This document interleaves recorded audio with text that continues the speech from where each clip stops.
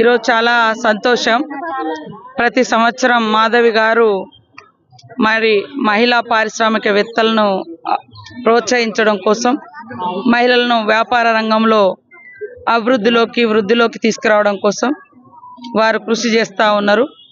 రాష్ట్రంలో ఉన్నటువంటి గౌరవ స్వర్గీయ సావిత్రిబాయి పూలే సొసైటీ ఆధ్వర్యంలో ప్రతి సంవత్సరం మా మహిళలు తయారు చేసినటువంటి వివిధ రకాల ఉత్పత్తులను ఈ రకంగా ప్రదర్శింపచేసి వాళ్ళకు మార్కెట్ సౌకర్యం కల్పించి తద్వారా వాళ్ళ యొక్క ఇన్కమ్ను జనరేట్ చేయడం, పెంచడం మాధవి గారు లక్ష్యంగా పెట్టుకొని చేయడం.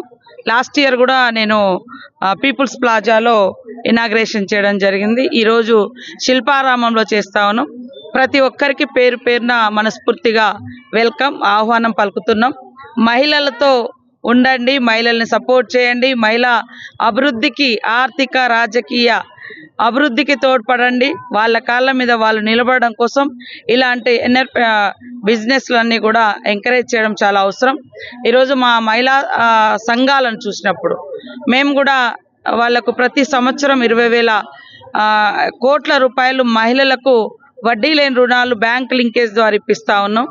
మరి వాళ్ళందరూ కూడా ఆర్థికంగా ఎదగాలని నిన్న చూస్తే మా మేడారం సమ్మక్క సార్లమ్మ జాతర సందర్భంగా 15 రోజులు 10 రోజుల ముందు మరి వివిధ రకాల షాపులను వాళ్ళకు ఒక 6 crores మేము అప్పు అంటే పెట్టుబడి పెట్టి ఇప్పించడం జరిగింది. 565 షాపులు 6 కోట్లతోటి మరి మనం ప్రభుత్వం తరఫున వాళ్లకు పెట్టుబడి సాయం చేసి పెట్టిస్తే జస్ట్ 15 days ఆ 10 daysలో 3.5 కోట్ల రూపాయలు వాళ్ళు అదనంగా వచ్చింది. అంటే 9,33,00,000 వచ్చింది వాళ్ళకి ఆదాయం. సో ఈ రకంగా ఎక్కడ ఏ అవకాశం ఉన్నా కూడా మహిళల్ని ప్రోత్సహించాలనేది మన యొక్క ముఖ్యమంత్రి రేవంత్ రెడ్డి గారి ఆలోచనకు అనుగుణంగా ఇలా మరి మహిళా సపోర్టుగా పనిచేస్తున్నటువంటి వ్యక్తులు కావచ్చు, సంస్థలు కావచ్చు, ఎవరైనా కావచ్చు, ఖచ్చితంగా వాళ్ళని సపోర్ట్ చేస్తాం.